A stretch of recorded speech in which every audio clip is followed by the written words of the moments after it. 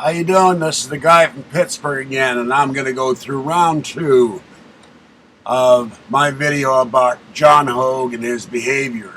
Because I got an email from Mr. Hogue, and I'm going to quote this verbatim, and it does not make me happy.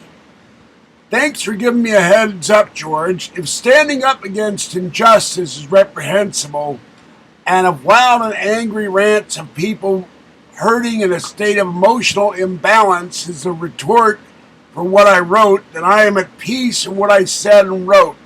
Art started the backstabbing last Tuesday night. It required my public comment. You require a calmer mind and a more moderate emotional mood to see things clearly. Right now you are angry and hot. This will only undermine your arguments when viewed by intelligent, reasonable people and incite others to join your disempowering, flailing anger. To be angry and throw anger at others, you must first spiritually and emotionally poison your own body, mind with anger. If I, your target, simply do not consciously choose to let in your poison, it stays in you, powerless, self-defeating, and self-destroying. Sorry to say for your sake, George. Well, Mr. Hogue, I hate to tell you this, but I had two toxic parents, and I had a dear friend who used to live with me who wondered why either it wasn't A, in jail for killing both of them for what they've done to me over the years, or in an insane asylum. So if I can survive that, I can survive anything. And I'll tell you something, John Hogue, I don't have a poisonous bone in my body. I don't have a poisonous soul, and I don't have a poisonous spirit. I'm not a rattlesnake. I'm not a copperhead. I'm not a water moccasin. I'm not a crate or any other poisonous snakes in the world. But you know what poisons me? The injustice of you. You see behind me there? There's a picture of Captain America. He's the other guy I look up to, even though he's fictional. The ideals of what America stands for: truth, justice, the American way, doing what's right, and fighting evil. And for you to accuse me of being poisonous, that's pure evil. Art Bell put you on the air years ago. When I never heard of you, other people never heard of you. Your books are selling for 20 cents and 1 cent on eBay because nobody believes your stuff anymore, Mr. Hogue. And you try to put the blame on Art Bell? When Art Bell is nothing kind to you, letting you on the air and giving you a forum for your ideas and your predictions, many of which have proven to be untrue or wrong. Injustice, hell. I'm one of the most just people out there. I look at people for what they are, Mr. Hogue. And you have started a war with Art Bell. And I'll tell you something. 12:45. When you fight Art Bell, you're going to lose. Just like another guy on the radio is also going to lose because he's now fighting with Art Bell too. No one believes you at this point, Mr. Hogue.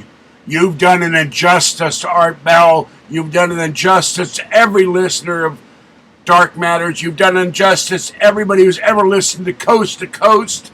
You've done injustice to America and the world. And you've done injustice to all the people that talk about you on BellGab. You should look at some of the comments they're saying about you. And that's not out of hate. It's because they think you're stupid, you're insensitive, and you're biting the hand that fed you. And you're ungrateful. And yeah, I'm angry. Excuse the hell out of me for being angry at your behavior. Don't put the blame on me like Obama tries to put on George Bush or anybody else for his failures, his inaction, his failure to act, or his failure to comprehend the ramifications of his actions, because he never thinks, what if I do A, what will happen with B and C and D down the line. He just acts out of emotion. You could have, it's been said on BellGab, hi guys, you could have privately written Art Bell a private letter, but instead you chose to put it in a public forum.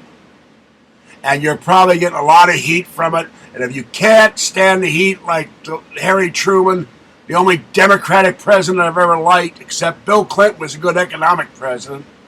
Reprehensible morally, but we had a good economy under Clinton. But Harry Truman said, if you can't stand the heat, get out of the kitchen.